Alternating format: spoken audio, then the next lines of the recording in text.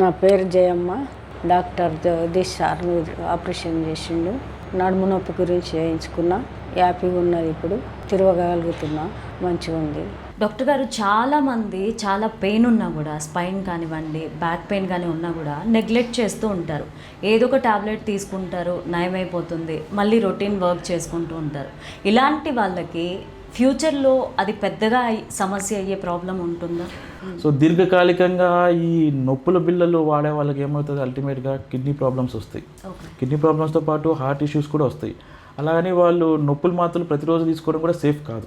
So ఏదైనా సరే ఒక నడుము నొప్పి వచ్చిందంటే జనాలు అది దీర్ఘకాలికమైన నడుము నొప్పిగా మారకముందే ఒక స్పైన్ సర్జన్ కానీ లేదా ఆర్థోపెడిక్ డాక్టర్ని కానీ ఎవరినైనా సరే కన్సల్ట్ అయ్యి దేనివల్ల పెయిన్ వస్తుంది అంటే వీ నీడ్ టు అసెస్. అంటే దాని పేషెంట్కి మనము క్లినికల్గా we'll come to a conclusion. తర్వాత వీల్ ఆస్ ఫర్ ఎంఆర్ఐలు కానీ ఎక్స్రేలు కానీ వాటి ద్వారా కూడా మనకు ఒక కంక్లూషన్కి వస్తాం, అంటే పెయిన్ జనరేటర్ ఎక్కడ ఉందనేది. దాన్ని బట్టి ట్రీట్మెంట్ అనేది we can tell to the patient. అలా అని వదిలేస్తే ఏమవుతుంది అంటే, ఇప్పుడు ఫర్ ఎగ్జాంపుల్ నేను చెప్తాను, ఒక పేషెంట్కి మనకు వెన్నుపూస జారింది అంటారు, మా మెడికల్ టెర్మినాలజీలో స్పాండైలోలిస్థెసిస్ అంటారు. అంటే ఈ మన స్పైన్ చూస్తే ఒక బోను ఇంకొక బోన్ ఒకదాని మీద ఒకటి ఉంటుంది. వీళ్ళలో ఈ స్పాండైలోలిస్థెసిస్ పేషెంట్స్లో ఏమవుతుంది, ఆ బోన్ ముందుకు జరుగుతుంది. అలా జరిగిన బోన్ వల్ల దానివల్ల ఏమవుతుంది, అక్కడ నరాలు ప్రెస్ అవ్వడము, స్పైనల్ కార్డ్ ప్రెస్ అవ్వడం వల్ల పేషెంట్కి నడుము నొప్పి, కాళ్ళు లాగడం అవన్నీ ఉంటాయి. వాళ్ళు పేషెంట్స్ నొప్పులు బిళ్ళలు వేసుకొని నెగ్లెక్ట్ చేస్తారు.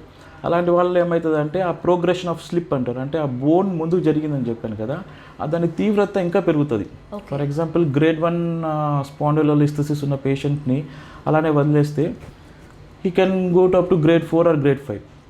సో పేషెంట్కి గ్రేడ్ 2లో ఉన్నప్పుడు చేసే సర్జరీకి గ్రేడ్ 4 ఆర్ గ్రేడ్ 5 వరకు వెళ్ళినప్పుడు చేసే సర్జరీకి డిఫరెన్స్ చాలా ఉంటుందండి. గ్రేడ్ 2 ఆర్ గ్రేడ్ 3 ఉన్నప్పుడు సర్జరీ చేస్తే ఏమవుతుందంటే ఎర్లీ రికవరీ ఉంటుంది అండ్ బెటర్ రీహాబిలిటేషన్ ఉంటుంది. గ్రేడ్ 4 ఆర్ గ్రేడ్ 5 సర్జరీస్కి ఏమవుతుందంటే technically they are very challenging and very difficult and recovery rates కూడా కొద్దిగా స్లోగా ఉంటుంది. ఐ మీన్ రికవరీ లేకుండా ఉండదు, బట్ కొద్దిగా ప్రొలాంగ్ అవుతుంది వాళ్ళలో రికవరీ పీరియడ్. సో ఏదైనా సమస్య వస్తే నెగ్లెక్ట్ చేయకుండా వెంటనే మీ దగ్గరలో ఆర్థోపెడిక్ డాక్టర్ కానీ లేదా స్పైన్ సర్జన్ని కానీ సంప్రదించమని మై అడ్వైస్.